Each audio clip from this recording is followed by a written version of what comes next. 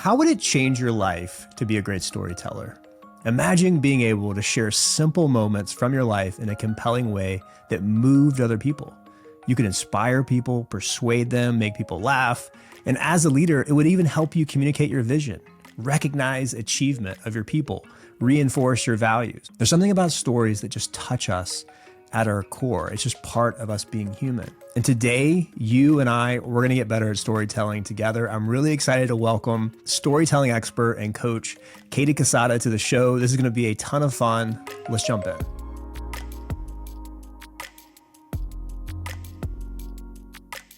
Well, hello, my friend, and welcome to another episode of the Intentional Leader Podcast, a place to be refreshed and encouraged as you lead yourself, your family, and your team. I'm Cal, and I'm really excited to welcome Katie Quesada to the show. The first time I heard Katie speak, I was so excited to see if I could get her on the podcast. I love the way she talks about storytelling. She's a storytelling expert, and she's a coach to Fortune 500 companies and individuals, and she tells amazing stories, as you might expect. And on this episode, we dive into some of the reasons that stories affect us so much, how leaders can weave in stories at work, and she talks about a lot of, I think, underappreciated opportunities for leaders to do that. She talks about her 3 keys, so we get real practical, to telling effective stories and how each of us have a strong one and a weak one. And stick around to the end where she shares how you and I can reframe our own stories to make sure that in the present moment, we live with a better narrative in our lives. There's so many practical takeaways from this episode. And before we dive in, I want to let you know that every week I send out a note of encouragement. It's just called the Intentional Letter. I share one idea, one question to reflect on, one quote, and one resource to help you live and lead in a more intentional way. And every week I send it, I get awesome feedback from readers. And so if you'd like to join leaders from all over the world that are getting weekly encouragement from me, you can sign up in the show notes of this episode. And as we dive in, if you're watching on YouTube or Spotify, I would love to know what stands out to you from this conversation as we're talking to Katie. What are you learning about storytelling? How are you going to implement this? I would love to bring us from theory to application, because that's how we grow and that's how we become better storytellers. So without any further ado, please enjoy my conversation with the wonderful Katie Quesada. Well, Katie, I'm so excited, like ecstatic to have this conversation on storytelling. I was thinking about all the lenses that I have thought about storytelling. And I was telling you a little bit before we hopped on, in trial work, when I was a trial attorney, we spent so much time thinking about how do you tell a good story and how do you bring together all these facts into a way that the jury is persuaded, and then trying to teach that. We spent a lot of time doing that. And then as a leader, to be able to create a compelling vision for your team, a lot of that has to do with storytelling. Now I teach leadership, and of course I do this podcast. And then also, I was telling you a little bit before we hopped on, I remember moments of my life where I would be telling a story, or trying to tell a story, I should say, and I could just see the other people kind of tune out and just thinking like, ooh, I wish I was better at this, or just losing confidence either in my ability to tell a story or in the quality of the story. Like maybe my life's just not that interesting to these people. So you are here to help us. I love that you do this work. Tell us, as we kick it off, your story about getting into this area of storytelling. Yeah. Being a storytelling consultant sounds like a made up job, right? Like who in the world is a storytelling consultant? But I am, and thankfully it worked. 6-ish years ago now, I was in the nonprofit space, and I spent all of my 20s and early 30s in the nonprofit world. But towards the end of my time there, a very small part of the work I did is that people would tell me their life story, which typically takes anywhere from 1 hour to 3 hours, depending on how old they are and how long-winded they are, right? They would tell me their entire life story, and I would help them say it in 6 minutes or less from a stage. So I did that over and over and over again. I took these very long stories and I made them very concise and compelling. I just pulled out kind of the important details or a real main takeaway. And then they would stand on stage and shine, and I loved it. I loved this tiny part of my job. I was like, this is such a gift. I've always been naturally curious. I think people have amazing stories. I have a knack for condensing information in my brain quickly in front of somebody else. So that was kind of what started more and more. But then things went really south at that job, and my husband and I had a really hard season of life where we were like, oh no, we have to leave this organization. And we lived in a place called Los Angeles, California. Have you ever heard of it? And in Los Angeles, it's not a good place to have one income, right? It's not a good place unless you work for 3 companies or you're a celebrity, right? That's it. It's like end of list. So we were like, what are we going to do? We'd been saving for a house for years. We were like, I knew I had to quit my job, but it was a really tough time for our family, for our marriage. We had been trying to get pregnant again for a year and hadn't been able to. It was just one of those years of life, which we have all been in, where it's almost like you wake up every day to a closed door. Like it's like Hmm. this just isn't working. We felt so Yeah. stuck. And in that same season, we bought a junky RV with a group of friends and we renovated it and we took it on trips. And we came back from one of those trips, and my husband said, do you think we could live in an RV? And I was like, that's what I said. I just laughed at him, right? I was like, I don't know. And then we started to joke about it. I started to follow a lot of families that live in RVs full time. And this is pre-COVID. This got kind of cool during COVID. This is Yeah, it pre, did. right? Yeah. And through a wild series of events and a story that I could tell you for the next 20 straight minutes, we bought an RV from a woman on the internet. We only had 30 minutes to decide if we were going to buy it or not. I quit my job. We sold everything we owned. We moved into 180 square feet with our 2-year-old daughter at the time. And then 3 weeks Oh, after we wow. moved in, I got pregnant with my second daughter. And then I launched my storytelling consulting business from the RV. And we lived in the RV for 2 years, and loved every second of it. And we lived minimally. We sold everything we own. We totally believe in stories over stuff to this day. And in the beginning, I just worked with individual clients. I would help them tell more concise and compelling stories. I would do keynote coaching. And then over the next few years, I started working with larger and larger and larger companies. And now this year, I do ongoing work with United Healthcare, Zillow. I've worked with American Eagle, Nike. I mean, some incredible brands. Mm. I get to do ongoing work with, and thankfully now it worked. So we now live in a normal house. I mean, it's 4 times bigger than the RV, right? So it's almost 900 square feet. I live in a mansion in Southern California. And yeah, we get to do this now full time. My husband works for the company as well, and all I do is storytelling consulting. I lead workshops, on sites, keynotes, and then some high level coaching. Wow. And by the way, your telling of that story was really good. Well, And your I ability. usually have more time. If we had 2 hours together, I would tell you the wild details of that year of my life. It's for another time, Cal. We'll talk another time. Well, it's just, there's so many parts of that that are fascinating to me. One is interesting, even just the idea of taking your life story and Yeah. condensing it into what would you say, 6 minutes or less? Hmm. Hmm. So you can do that. That's like a thing people can do. Yeah, absolutely. I mean, the question is just, what value do you want to bring out of your story in that moment? And then what does the audience want to hear? I think those are kind of the two underlying questions. One of the frameworks that we go through in my workshops is that we have to stop wondering, what am I supposed to say and how do I sound good? We Mm. have to start wondering, who is the audience? How much time do they have? And what do they value? So when you can switch that in your brain, you can really start to have better stories. Who is the audience? Yeah. Who's listening? How much time do they have? And what do they value? That is the narrative we're shaping around, not how do I sound good? What should I say? So when you can start to think through those things, it's more effective. That makes so much sense. And I've tried to do some of that in my teaching. So I teach to a lot of different audiences. And I do find the more I'm focused on myself and wanting to look smart, or, oh, I really think they're going to think that I am great when I tell this line. I'm not focused on them. I mean, it's so simple to say and it makes so much sense, but I think that is just a critical component. I've heard John Maxwell talk about that in his work of just the more you can be oriented towards the other person, the Yeah. better. And it makes sense, but it's still hard to do. Yes. I mean, great storytelling makes you think about yourself, not about the storyteller. That is the Mm. goal of storytelling. When you are listening to someone's story and you're engulfed in it, it's because you are simultaneously connecting it to you, right? And then really good leadership storytelling is making someone else the hero. There's all these baseline ideas, but yes, it all does point back to that. The goal of great storytelling is not that this person is shiny and fancy and everyone's paying attention to them. The goal is that they're thinking about themselves, which ironically is how you get people's attention, is Mm. that you make it about them, right? So it's kind of a full circle thing, storytelling, that when you really focus on them, pay attention to them, they will pay attention back and you create a great connection. And we're going to get into how you do that, because that, I know you have a lot of frameworks. I know you have a lot of practical things, and we're going to get into that in this episode. So folks, just stay tuned. Yeah. I want you to lay the groundwork though, just real quickly. One of the things that's fascinating to me about stories is how powerful they are. I mean, you think about how we know, I mean, our history, what we know about the world has come from stories. And Yes. there's something deeply inside of us that we're moved by stories. So tell us tell us a little bit about the power of stories. What do stories do for us? Why are they important? Why should leaders invest in learning how to tell better stories? Yeah. There's incredible research. There's so many books. I can give you 100 of them. The way that I will condense this quickly is that if you want someone to remember what you have to say, then you need to start being a good storyteller.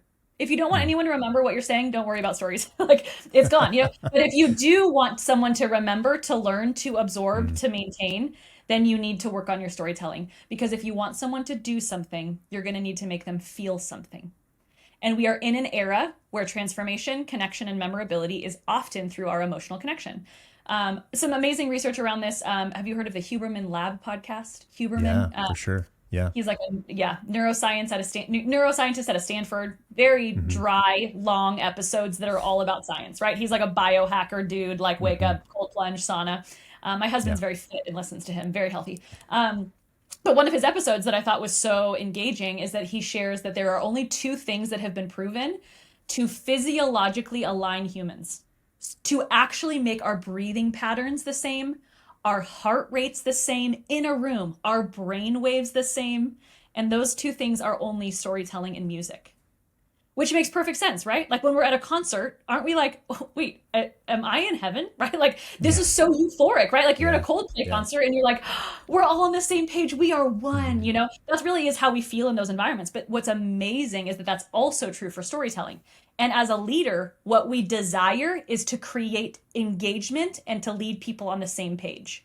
That is a superpower of leadership, is to get a room literally on the same page, physiologically, emotionally, right? We know that storytelling releases oxytocin in our brains. Oxytocin gives us empathy and the desire to cooperate. Mm. Who doesn't want that, right? That's what we're trying to do here as leaders. We want empathetic people who want to cooperate with what we're saying and sharing. So storytelling really is like a superpower, a shortcut, a way to create that engagement, that memorability, that transformation. There's so much research about how people receiving a data set remain unchanged, but Yeah. people receiving the same data set wrapped in a narrative actually desire transformation. We know that it moves us, it changes us, it makes us feel something and want to do something. There's so much good science. It is not just a meta woo woo, you know, like it's hard something like storytelling. You're like, oh, you know, what if you teach Hmm. people once upon a time? I'm like, oh, that's such a nice thought. No, I'm actually trying to help leaders have their teams know what to do, when to do it, and why to do it. So it is very research backed, scientific. There's so much good stuff out there. Yeah, it's so true. And I mean, even just many of us think back to the presentations that we've found the most compelling. It probably wasn't the stats. No, It were the stories, and it's amazing because I get to sit in on a lot of presentations in what I do now, and when someone starts telling a story, I don't mm-hmm. care if people's laptops are on or if they're on their phone. There's something about a story. Everyone starts to pay attention. And it's Yes. fascinating to me. I remember, as I prepare a lot of my presentations, I, I need to do a better job because I'll think, oh, these stats are really going to get people's attention. And they don't. Right. And so where have you seen, I guess, from a leadership perspective, where can leaders weave in storytelling? Where do you see this show up? Because you work with these Yeah. corporations, you work with big companies. Where are these opportunities that people can use storytelling in their leadership? Yeah. So one of the frameworks that I use is that in leadership, the three things that you have to start doing in your storytelling homework is to mine, refine, and remind. You need to step one, you need to mine for some good stories. If you haven't paid attention yet to some good stories in your ethos, like your team performing, your students learning, or the stories that just really stick in each one of your sections, right, in your curriculum, in general, you need to start mining for good stories. And this is as simple as you opening a Google Doc, titling it stories, and just start writing stories that Hmm. make someone feel something, that worked, that created action, right? That you opened a meeting with, that you landed the plane with, that somebody said in a meeting that really was the client story we wanted, right? Start to think, oh, wait, I'm going to start mining for stories. I'm just going to start paying attention to Yeah. this. First, you mine for them, then you refine them. That's number two. And refining your stories is so easy because we have AI, right? Like underthink this. You don't even Yeah. need me. Like Yeah. put all of these bad stories in ChatGPT and say, make these stories more human, compelling, connected, and memorable. Also Mm. make them all under 1 minute. Mm. Bink.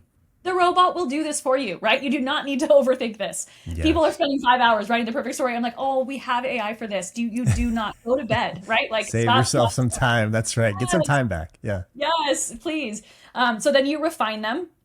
And then last but not least, you remind people of those stories. You have to actually see yourself. I mean, someone has a great quote that says the higher up you get in leadership, you become the CRO, Chief Yeah. Reminding Officer. Patrick Lencioni. Yeah. Yes, Yeah. like that is your job, is just to say the same things over and over again. So Yeah. I would say opening and closing of meetings, when pitching a new idea or a why, anytime you're giving data or statistics, they need to be wrapped in a story. There's wild research about how not only does the room not remember the statistics, the presenter also doesn't remember the Yeah. statistics, right? Like Yeah. they just, So it's true. like trying to remember the bathroom code at a public restroom. Like, Hmm. the server says to you like 4171.9 all the way to the bathroom. We can't even remember it. We don't know, right? Like our brains are Mm. full. We have such a cognitive load. So we have to wrap the information that you want people to remember, you need to wrap in a story. That's the question I would ask back to a leader. Where do you want what you said remembered? Anytime that's the case, let's tell a story. Wow. I didn't even think about that. That's fascinating to think about how those are little micro moments of storytelling. I was thinking about even just more like, hey, I'm the new leader. Here's my vision for the future. Here's where we're going. Let me tell you Oh, let me tell you what that's going to look like. But you're yes. talking about like even the little meetings where you're trying to here's a sales example. Here's a great example to recognize someone for something they did well, or maybe here's a story of something that we don't want to encourage. Yes. Wow. Yes. And Cal, I'm almost never talking about the big moments. Those Yeah. are obvious that you need a good story. You Yeah. should work very hard on that. The work that I do with teams is the everyday storytelling that actually shapes culture, that creates team values. This is not just like a, hey, I'm like you're saying, here's my LinkedIn post for joining a new company. Like, put Yeah. it on AI. People are getting 10 seconds reading it. It Yeah. doesn't matter. What it does matter, when it matters, is you every day with your team, sharing stories about the why, the impact. Like, it really is way more about those small moments than the big ones in my mind. Do you have any tips for like on a personal level keeping track? Like, do you think it's important for us to kind of do something to kind of keep track of our own stories? I think is it Bob Goff that like sends himself like 30 emails a day because people often ask him like, how do you have all these stories in your books? And he just, I guess, every little moment throughout the day, he just sends himself emails.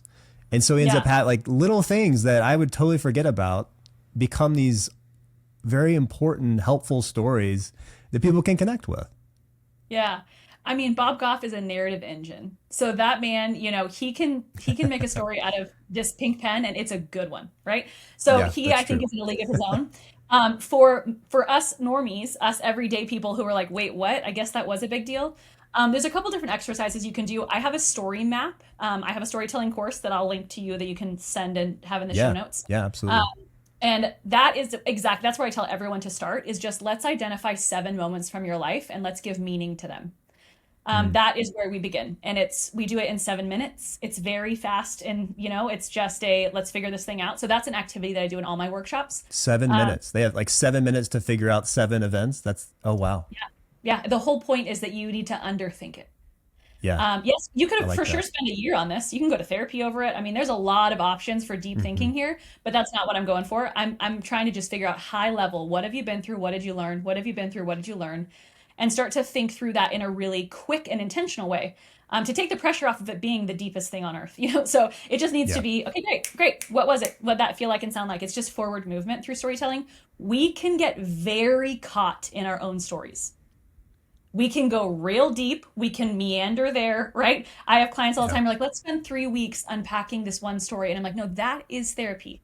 What I'm Mm. trying to get you to is just, what did you learn? How do you share it? What makes sense in your work environment, right? Like, how do we activate our way through this? So that's my first step, is the story map. It's in my course. That's a great place for everyone to start. And then, yeah, Yeah. having a phone note of stories that work is very helpful. And just dropping things in that phone note whenever you can is great. What is that little exercise of the 7 stories in 7 minutes? What does that do for people? Tell us about some of the reactions that people have after they do that. Yeah, that's great. So, one of the things that I go through in all of my workshops or keynotes is that the root word of restore is to restory something. And the Mm. root word of destroy is actually to destory something. that Wow. we are narrative creatures. We are actually all seeking restoration, right? That's why in faith-based spaces we feel restored, like we receive a new narrative. That is why we have restoration or feel restored. But all of us in our own life actually have to do the work of restoring ourselves. We have to actually look back on our life and say, okay, that thing was really hard, but what I learned from it was X. What I learned from it was Y. I mean, I give you a value words list. So words are hard. People are like, I don't even Hmm. know what word to say tomorrow, but I'll give you the list. They can pick from it. Some people are very creative, but there's so many amazing reactions in these moments. I mean, keep in mind, often 60% of the time, I'm in these very corporate environments with C-suite executives of Yeah. billion-dollar companies. And one of the guys for the first time is like, last year my wife had cancer. And Wow. I learned faith. And you Mm. can see the feeling in the room. Like half the room didn't even know his wife had cancer. He's never even shared Yeah. that here, right? Like then the other half of the room is like, wait, is she like? There's such trust built when we learn Yeah. each other's stories. I've had unbelievable moments where, yeah, you just think it's going to be another day of work, and I recently had someone raise their hand in one of my workshops and say, my child was at a school where there was a school shooting, and Mm. I like the whole room is like you can feel like the bated breath, and I was like, thank you for sharing that with us. What did you learn from that experience? And they get to share what they learned. The entire room didn't know that she went through that. I mean, there is such a depth to knowing our story and what we've learned and earned. And then she says the word she said the word of, it was either like family connected, safety. I think the word might have been safety that she took from me. Like, how do I create safety? Am I even allowed to? It was so interesting. But Yeah. we're talking about how she's earned that word. And that's Mm. what the story core values is that when you get those 7 words, you have wisdom in those Yeah. areas, things that you've Yes. learned. So yes, it's been really transformative. It's amazing. I mean, it's such a gift to me. I'm very interested in people. I'm like, tell me your story, Cal. What happened to you? Like you Yeah. have a very interesting life, like the military and JAG and teaching, and there's all those Mm. layers. Let alone you being like who you are in your family. So Mm. all of that all of us have really amazing stories. I love, and I can tell that about you. I can just tell it's so genuine. Like you love to hear people's stories, and I Yeah. can also tell that you really want to pull people's stories out of them, which I think is such a beautiful thing. My last October, actually September, my grandmother passed away, and she would have been 103. She was going to turn 103 in early Yeah. October, and it ended up being just this beautiful moment. I got to go down there and just spend some time with her before she passed, and but it was what was one of my favorite parts of it is it was all my family together and we were Mhm. there together. And but people just started sharing stories that I had never heard before about my Yes. grandmother, about my family. There was this crazy story about like my uncle flying my grandmother back to her house so she could get like a coconut cake that she had left in the oven or like left out. It was like this, it was just crazy. And so, but the thing that it probably did in me was even more amazing. It just made me feel so connected and really proud of like, wow, this is my family. So These are good. some stories that are part of me that I never would have known had someone not shared them with me. And so I Yes. like that idea of kind of restoring things that have happened to us, or at least assigning meaning to them, because I have to imagine that significantly affects the way we show up today. And it, of course, affects our future. I think it Yeah. was someone told me recently that we're shaped the most by the stories we tell, the people we associate with, and the habits we keep. Yes. And to think about we have stories running through our head all the time that are shaping us and how we show up. Yeah. And you hit on something so important there, Cal, that I have a wildly unformed, unresearched opinion that I'm going to share. Okay, so let me be good. This is just Bring the it. solid theory, right? Um, I mean, I'm making an assumption that you're white. I don't know if you're actually white, but I am I am white. white. Yeah. Okay, I am white. My husband's family is Mexican. I live in Mm, Southern California, so a very diverse environment. I get yeah. to interact with an amazing diversity of cultures. And my wildly unfounded theory is one of the great weaknesses of growing up in a white household is the lack of storytelling and the lack of Yeah. story sharing because Yeah. it's inefficient.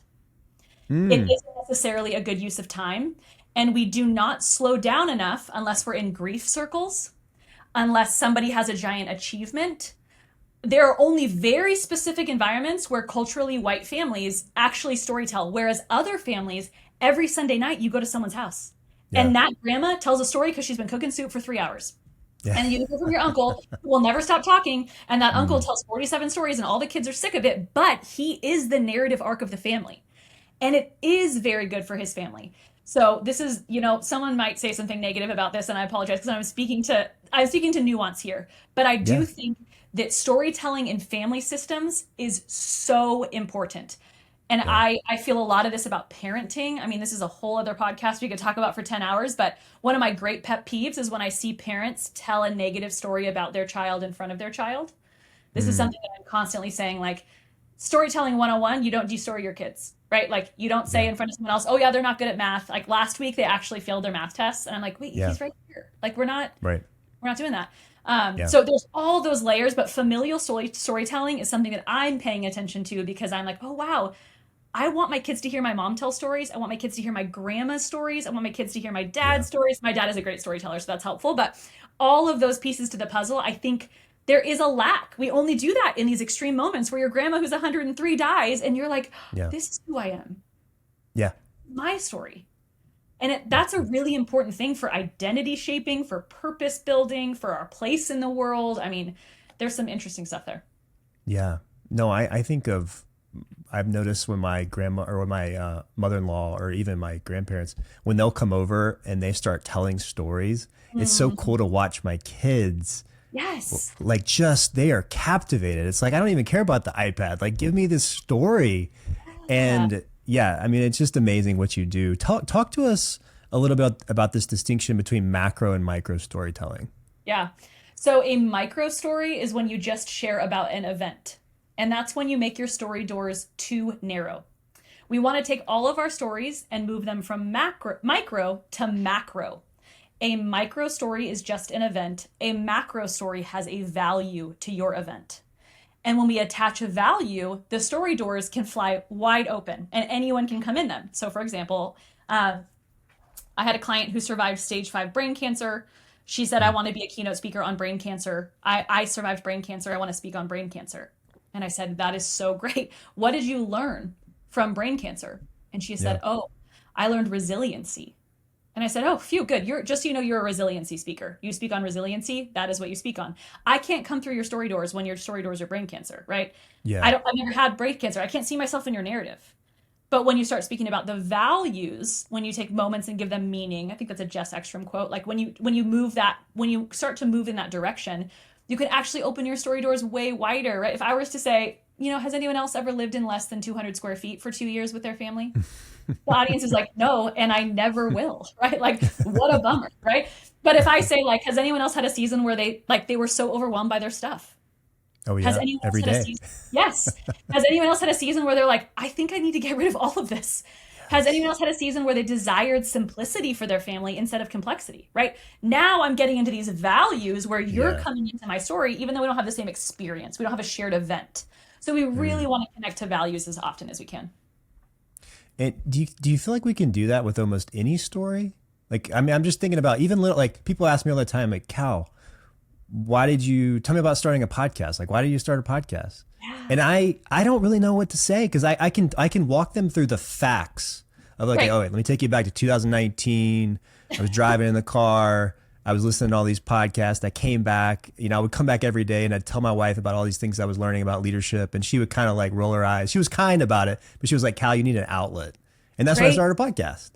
Great. But like, is there a way to assign meaning to that? You know what I mean? So I guess the question is, do you feel like we can assign meaning to almost any story? And then can you help me with that story? Yes, absolutely. Yes, and yes, and yes. So, Cal, the only thing missing from that story, the tweaks that I would make from the story you just told is number one, generally, people don't care about the year. Okay. So I'm just Yeah. telling you that now, but this is a very common mistake for everyone. And I say this Yeah. everywhere I go, but people will say all the time in 2016, and this is what our brains do. Our brains go, how long ago was that? What year is it now? Yeah, How old you're is it? right. I don't even You're know how right. old he is. How old am I? Yeah. How old was I then? You take me on a I'm doing train. math. Yeah. Yes, I don't want to get on. So I would start with a couple of years ago. I was receiving all this information, and every single day I was telling my wife, so this is what you did. So the basic building blocks of a story are context, conflict, and conclusion. Those are the 3 C's of storytelling. There's a lot of different philosophies on this, but that's mine. Yeah. Context, conflict, and conclusion. The context was a couple of years ago, I was absorbing all of these podcasts in my car driving on a long commute. The conflict is my wife was like, okay, you need an outlet. Something is going wrong here, right? That's the compelling piece of the story, truly. The conclusion is, I think, where you can land the plane in a value and make it about the listener, the audience. So instead of the conclusion being, oh, I finally have an outlet, the conclusion is, and then I realized I actually get to share what I know with you. I actually get to make this about you now. So the cool thing about a podcast is that I just got to be a better funnel than I was before for the information I want you to hear. So you always you want to try to conclude on the audience or the other as much as possible. And then conclusion is really the tricky part in leadership, because in conclusion we say things like, I shared this story because now we know, now we can hear. Conclusion is where you really elevate your storytelling and your leadership, because you land the plane, right? Which is very hard to do. But I would probably land that narrative in, honestly, I just felt like I couldn't wait to tell the world the things I was learning because they were changing my life. Yeah. I That's so wanted to, true. yeah. Yeah. So Wow. That's so helpful. Let's go into those 3 C's, because those 3 C's, I love the simplicity of the 3 C's. And when I first heard you say that, it was on Graham Cochran's show. I was like, yes, because I think I go back to all my trial experience, teaching experience, all these different contexts, my experience of trying to tell a story to friends and not doing a very good job. Yes. I was like, yeah, that's what I need. So tell us again about the 3 C's, and I want to kind of tug at each of them, because I think each of them is really important to get good at storytelling, which, as we've already talked about, really helps your leadership and of course helps your relationship. So tell us again what they are, and let's kind of dive into each. Yeah. So the 3 C's are context, conflict, and conclusion. And there are only 3, and they all have the same alliteration, because I know that your brain is full, right? I mean, there is 22 Pixar rules of storytelling. There's a book called Story that's like the GOAT, and it's like 12,000 pages long. Anyways, there's a lot of research, but I don't have time and I'm tired. So this is why I make everything as simple as possible. And I have seen this be flawless. Every single story in the world has context, it has conflict, and it has conclusion. Context is the who, what, when, where. It's the very quick, especially in social storytelling, which is what I specialize in. I specialize in human social storytelling. So if you need me to write your 10-page about me on your website, it's not me. Okay. But if you want me to help you say it to somebody, it's me. So that's context. Context is when you close your eyes and you can immediately picture what you're sharing. Your context was, I was driving in the car listening to podcasts over and over again a couple of years ago. That is all I need. Yeah. Some people give way too much context. And they say things like, in 2017, I was driving in a car. I had just gotten a new Camry. It actually used to have a Corolla. And when I was in the Camry, I actually had to connect my CarPlay. And when my CarPlay went in, I was listening on Spotify to these 9 podcasts, right? And a lot of people do this. They give way, and you're like, oh my gosh. It's like, whoa. Yes, a novel. You're speaking a novel out loud. And when people give way too much context, they lose the audience quickly, because the audience doesn't know what journey they're on. So that's typically what happens. Also, so that's too much. Then if you give too little context, typically what happens is people immediately ask you questions. So if you're telling a story and someone goes, wait, sorry, where were you? Wait, sorry, what's going on? Hey, wait, why are you sharing this?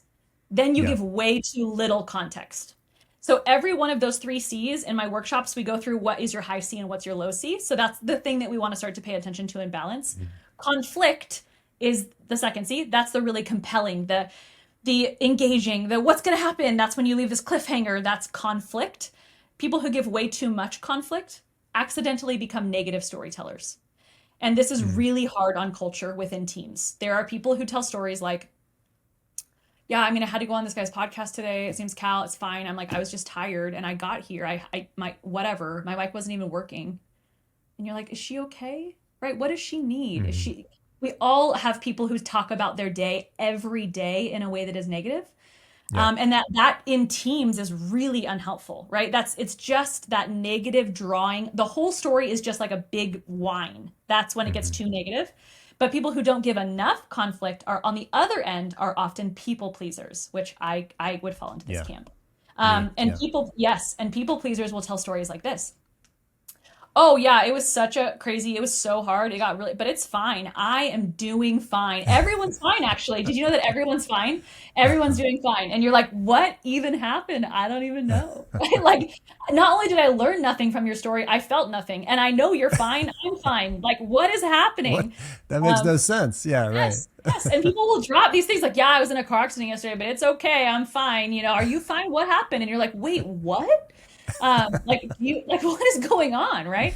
So that's when the conflict gets real wonky. And then conclusion, people who don't know how to conclude, they will tend to wrap always with caveats. Do you know what I mean? Do you know what I'm saying? Oh, do you understand? Hmm. Do you see that? Do you know? Let me tell you again. And then they'll retell the story, hoping to get the reaction that they didn't get the first time. But the people heard it. That's Hmm. when someone retells you a story, like I was here the whole first time, you just told me that Yeah. story. Yeah. Um, like when you're with a story repeater. And then really good conclusions are when people land the plane on the other person with a value or a call to action. So you land the Mm, plane on, I tell you this because what this means for you is I wanted to share that so that you know mm. you. So that's really effective conclusion. So that's my flash version of That's that. good. That usually is a 20-minute conversation. Yeah. Okay, one separate question. Do you find that most people just are too long-winded? Would most of us benefit from shorter stories, or is that not an appropriate generalization? Um, no, there are definitely a large population of people who do not add any detail, conflict, or excitement to their stories. And Okay. I need to turn that dial way up, right? Okay. Okay. So I would, but yes, definitely, probably 50% of people, you're like, let's just, first of all, cut it in half. Yeah. We'll go from there. Okay. Um, but I'd say the other 50% of the population, they do tell stories like, hey guys, I got the job. And you're like, what job? And they're like, yeah, remember I applied for it? And they're like, no, it was crazy. And you're like, wait, why? And there's like an amazing, and then you pull out this amazing story where they're like, last in the third round of interviews, it's the company of their dreams. They had always wanted this role. And like, there's such a great story underneath their lack of information that they just gave you that people would have loved to go on that journey with you. So the dial is really unique and nuanced to everyone. Yeah. So one question I have, and this kind of comes from my trial experience. Do you think there's a benefit? So, and this is maybe more too technical, but in trial work, they say it's really good to tell your story in the present tense. Hmm. I don't know if you have an opinion on that. So if I'm telling a story about, let's just say, a theft, it's, well, I would normally use a year because there's always like a chart, like a year Yeah. on the chart sheet. So it'd be this Yeah. 2022.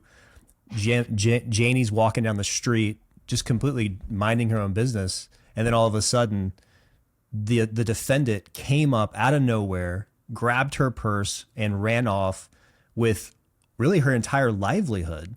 So I'm Yeah. trying to like bring them. Well, I guess I just kind of told that more past tense, but they would say that like often the present tense would be you kind of bring them into the Yeah. moment, and then they would also, this is again trial work, but I think it's applicable to other areas, that those little details bring people into the moment. Like if you Yeah. don't tell them about the purse or the feeling or the Yep. snatching, then they don't really get the full feeling of the story. So I'm curious, what do you think about those details that I can imagine could get too much context, and then also the tense. Does that matter at all? That's great. I don't know too much about speaking to which tense for which environment, to be honest. Like, I don't think I Yeah. have enough understanding of that to know what the right answer is. I do love um, tricks like imagine with me you are. Mm. That brings you into the present tense. Imagine with me you're walking down the street and right now someone comes up. That just building it that way, as opposed to last week I was walking down the street. Imagine with me is kind of what you're saying. It pulls them into the present tense. Yeah. But hyper nuanced details are great. They are Mm. great. Yes, you're right. You can accidentally drown people in them, but what they do is they break the pattern in the listener's brain. So I was walking down the halls of a hospital room, and out of the corner of my eye, I saw a vending machine, and I knew I wanted hot Cheetos. Right? Like what? Like that tiny thing, that little nuance, Mm. it breaks the pattern that the brain thinks it's going on. And it creates memorability. What you'll remember from my hospital story, if I tell you a story from a hospital, me walking down the room, waiting to visit my dad. He had just gotten in an accident, but I looked out of the corner and I saw these hot Cheetos, and I was like, that's my dad's favorite. He loves hot Cheetos. Mm. Afterwards, you're not going to remember the story of what you're going to remember is those hyper nuanced I see To the give it Cheeto. feeling, Yeah, right? Yeah, that's you great. see it, you Yeah. feel it. So yes, I'm a huge fan of pattern breaking. What they expect in the narrative, you throw in something that kind of came out of nowhere that's a little really nuanced piece of information. It also makes it human, right? Like we're not AI. Tell me that weird thing that happened, the hiccup, the thing you Hmm. were craving and wondering and thinking, and make it really have life and depth.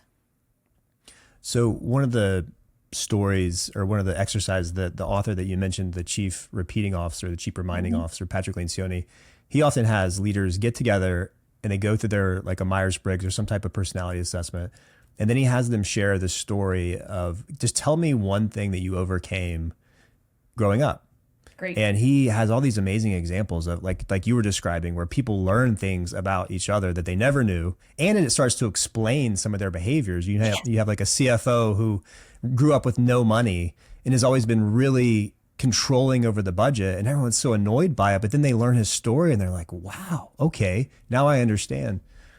But I'm wondering, is there, especially for leaders, do you have any advice on the level of vulnerability they should go Mm. to? Because I think it is important to be human, but also we have probably all seen people, maybe leaders, who've just overshared. It's too much. It gets to the point where it's cringy. Yep. Any advice for leaders on that? Yeah, one of the ground rules that I use in my environments is that it's a Nadia Bolz-Weber quote. But what I say to everyone is right now we're going to speak from scars, not from wounds. So we Hmm. are going to speak from something that has had some healing. There's just a scar there, but it's not an open wound. And an open wound typically will lead you immediately to tears that are uncontrollable. We don't share for something that like maybe lawyers are still involved in, right? Like I have clients who are Yeah. like, let me tell this story. And I'm like, no, legally, we're gonna Mm-mm. wait on that one. Yeah. You know this. I'm preaching to the choir here, right? Yeah. Don't. You're like, yes, tell them to stop talking. So that those environments, there's different things that typically happen there. Now, are tears going to happen? Yes. I mean, someone cries in a storytelling workshop that I do almost every time. It is just a part of telling your story that happens. We're not going to shame any tears. But generally speaking, I say you should speak from a scar, not from a wound. You should give story a little bit of time to breathe. You should make sure that your stories are shared with your inner circle before you share them with your outer circle, which that is, I mean, I have clients who are on a stage telling a story and they're like, I've actually never told my mom this. And I'm like, good. Yeah, we're going to actually just start there because it's good for a story to have like a foundation and we don't want your mom to call and be like, what? Mhm. So, those are some baseline things that I try to teach. But yes, I agree with you. It can get cringy or difficult or emotional. And that's when I just tell a lot of people to go to therapy because it's good for all of us. It Right? is So, good for all. Yeah. yeah, I think that 100%. there's all those pieces. It is really tricky, but nuanced vulnerability in leadership is such a specific tact and skill because we don't want robots and we don't want someone crying in our meetings every week. Yeah. And that middle space of I feel, I think, I've processed, I care, I'm with you, all of that is it's so important. Going back a little bit to this idea of restoring, do you have any advice for people to maybe give different meaning to stories that have happened to them? I mean, we've all had things that have happened that are, I mean, it could be something negative for Right? sure. Like I can think about things that I, like my parents' divorce, or like there's different ways that things we've walked through.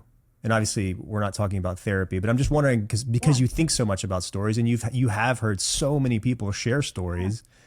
Any thoughts on how we can restory or reframe some of those, or assign different meaning to things that have impacted us?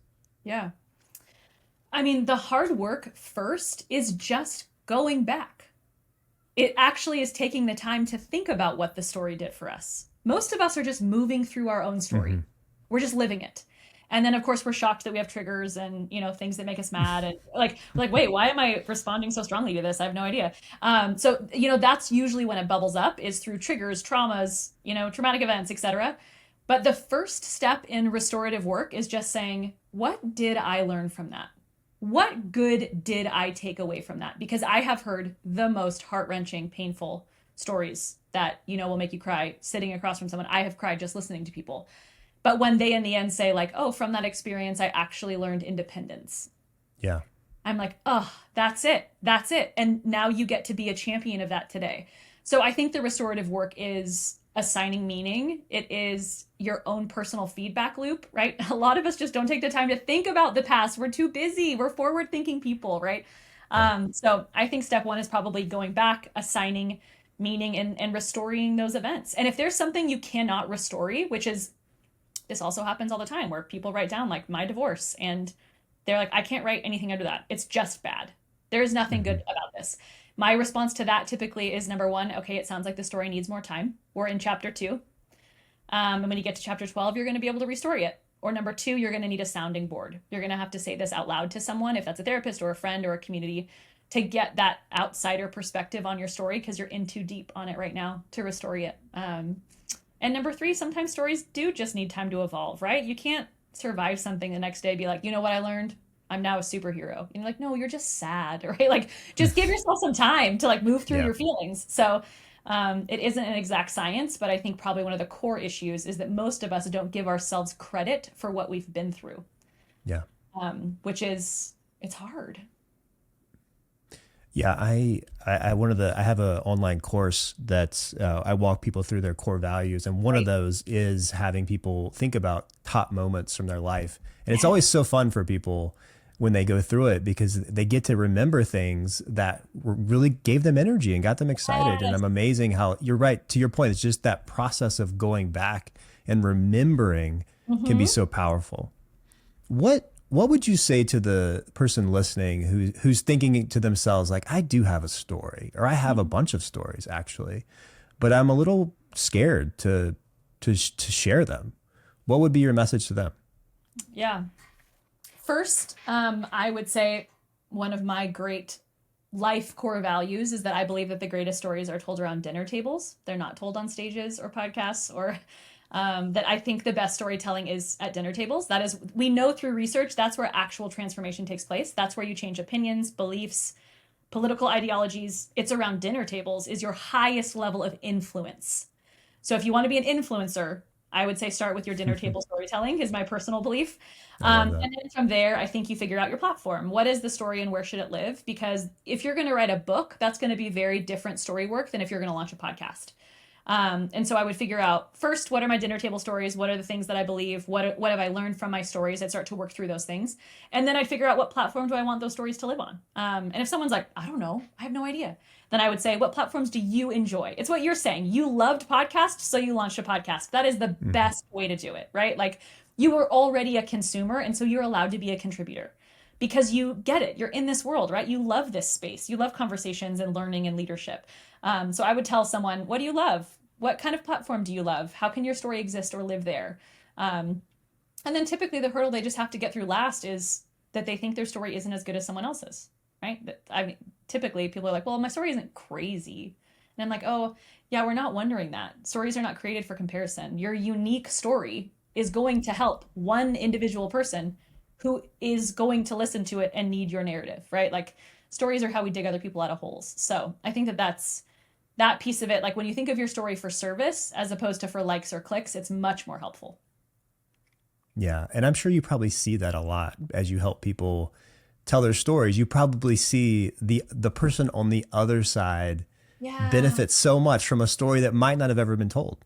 Yes, absolutely. And then I get to see that storyteller hear that for the first time. Yeah. Someone say like, hey, the fact that you shared that thing with your kid in 4th grade is the reason that I switched my son's schools, and now he has a teacher he loves, and we as a family have never been happier. You know, and that the storyteller's like, wait, whoa. So yeah, my story. Yes, I truly believe that like rich storytelling is truly other people's survival guides. That's what we're doing. We're trying to help people with our survival guides. So that's a big I love that. I love that framing. So we're getting towards the end here. I do want to ask 2 final quick questions. Relationally, so I'm married, I've got kids. Any additional tips for relational storytelling? We talked about the 3 C's, but anything else when it just comes to, and you talked about the dinner table, but I'm getting home at the end of the day and my wife asks, hey, how was your day? Yeah. Like, any additional advice for those types of story engagements? Yeah, I think relationally, especially in our family systems, we have to use the 3 magic words of storytelling, which are tell me more. I actually think we have to become more of a story seeker than a storyteller in our households. So I'm just going to flip the script on that and say, yes, you can tell about your day, but actually really effective storytellers are the ones who have heard the most of them. That when we see ourselves as story collectors, we become a better storyteller. So in that environment, I would say to your wife, to your kids, tell me more about that. What else happened? Yeah. That when we actually collect more stories, we will have more ground for our own stories to be told. So I would flip the script and say, in your houses, you should probably think of yourself as a story collector first, and a story seeker first, because that's where you're going to learn the most, know the most, and you'll understand your audience even better. Do you have any magic tricks to get a 10-year-old to tell you about their day? No, I keep getting, hey, sweetie, tell me about your day. She's Yeah. like, nothing. I don't want to talk right now. Exactly. And then, you know what I've noticed though, at the end of the day, like right Always. before bedtime, that's when Always. the stories come out. Yes, always. Me too. I have an 8-year-old, and she after school, nothing happened, nothing happened, nothing happened. And then let me tell you, at 7:30, everything happened. Everything. Yes, I just and want to talk. I don't want to ever go to bed. Yeah. Oh, yes, it's and so. I want to go to bed so bad, and it's Yeah. so tired. Yes, it is that magical encounter, and it is that creating Tell me space. more. Yes, I mean, at our dinner table, we do high-low buffalo. Do you guys do that? Oh no, I like that. Tell us. The high of your day, the low of your day, and the buffalo is just something that surprised you. What caught you off guard today? Like, what was your buffalo? And so, Oh, but that's that is great. how we typically get. Then how was your day? Everyone does their high low buffalo. So I learned that. High, low, buffalo. Well, Katie, I love your work. I really do. This topic is so cool. It taps into us as human beings. It connects us. It inspires us. It persuades us. I really love the way you do it. I think you are the perfect person to do this work. I can tell it's genuine. You love it. And I'm sure people want to go deeper. So tell us in the last minute we have here, tell people where to find you. If they want to go deeper and learn from you, if their business wants to hire you, just tell us where to connect further with Katie. Yeah, so my name is Katie Quesada. My last name's Q-U Quesada, by the way, Quesada. And my name is so clean. It's my website, it's my Instagram, it's my LinkedIn. It's all katiequesada.com. So you can find me on all of those platforms. I post storytelling tips a couple times a week on Instagram. So that's where you'll find me the most active. And then on my website, I have a course called Story School. It's 10 modules, and all of them are 5 minutes or less. And it is all about how to dive into your story, find your stories, where to tell them, how to use AI, how to make them concise, compelling, clear. So it's all there in my storytelling course. So that'd be a great place to start as well. And then if you have a company, just fill out the form on my website. I'd love to hear more. I'm working with all different sectors right now. That's what's very fun about my work, is that I fly into only doctors, only financial teams, all marketing, exclusively sales. It's the whole gamut, which is very fun. Well, keep up the great work, Katie. It's been so fun to connect, and I'm excited to follow your work as you continue. Thanks for having me, Cal. This was great. Well, hello, my friend. Thanks so much for sticking around till the end of this episode. What did you think about the conversation with Katie Quesada? Drop a comment if you're watching on YouTube or if you're listening on Spotify. I would love to know, what was your number one takeaway from this conversation? What is one thing that you could do in response to hearing this new information to make yourself a better storyteller, whether that's just in your relationships? Maybe it's asking to pull out more stories at home and in our relationships. Maybe it's that high, low buffalo technique, which I love that she shared there at the end. Or maybe it's as a leader where we're sharing more stories to highlight people in our organization and we're using it to cast a vision. Or maybe we're even highlighting a story of what doesn't align with our values. There's so many ways that we can tell better stories. And I love that idea of context, conflict, and conclusion, and making sure that we understand the meaning of our stories and are able to share those. What a cool conversation. I loved it. Go check out her website if you'd like to learn more. I've got links to all of her stuff in the show notes of this episode. And if you'd like to join leaders from all over the world getting my intentional letter every week, where I share one idea, one question to reflect on, one quote, and one resource to help you live and lead in a more intentional way, you can do that in the show notes of this episode. I would love to be able to encourage you every week, and I keep getting great responses from those that are already signed up. And so go and make it a great week. Go create some wonderful stories, maybe pull some stories out of the people around you and go work on telling better stories. Let's go out and make it a great day and a great week. Remember that life is short. Let's go make it count.